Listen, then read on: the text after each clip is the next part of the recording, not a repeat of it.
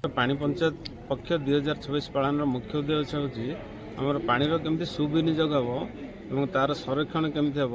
तार सुपरिचालना केमती तापर आम चाषी भाई गोटाके माने आलोचना कराइला बर्तमान भी चलती से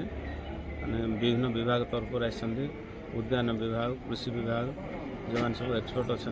मान्यवर विधायक कोरापुट महोदय आसती उपाध्यक्ष जिला परिषद सी अच्छा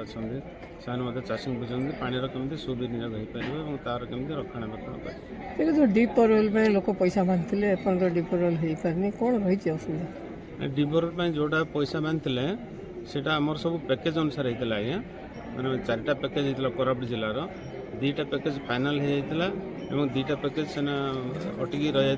जेहेतु सिंगल टेंडर हो जाता बर्तमान तृतीय थर में तार टेंडर डाकते बर्तमान फाइनाल स्टेज अच्छी और बहुत खूब शीघ्र तार काम आरंभ हो लोक मैंने जो पैसा बांधे से फेरस्त कर काम आर नियम होची पैसाटा लोक निज पासबुक रे ही रहिबो आमर बोरवेल खोलाई सक्सेस हम और पानी बाहर से से पैसाटा सरकार खाता को जो नचेत से निज पैसा निज फेरस्त पाइबे केबे सुधा काम आरंभ एटा यही आर्थिक वर्ष भीतर काम आरंभ हो लोक पानी पाइबे सुविधा निश्चित पानी पाइबे देखो आज उठा जलसेचन विभाग बा जल संपद विभाग तरफ पानी पंचायत पक्ष पालन कर बहुत चाषी एवं विभिन्न डिपार्टमेंट अधिकारी आलोचना गोटे बहुत बड़ आलोचना ये खाली मीटिंग रे समिति नुहे चाषी मानकर समस्यार कथा आ गत दिन में गत सरकार मानक जहाँ कमिटमेंट होता से पेंडिंग रखिते तो माननीय मुख्यमंत्री श्री मोहन चरण माझी को धन्यवाद देवी जे सी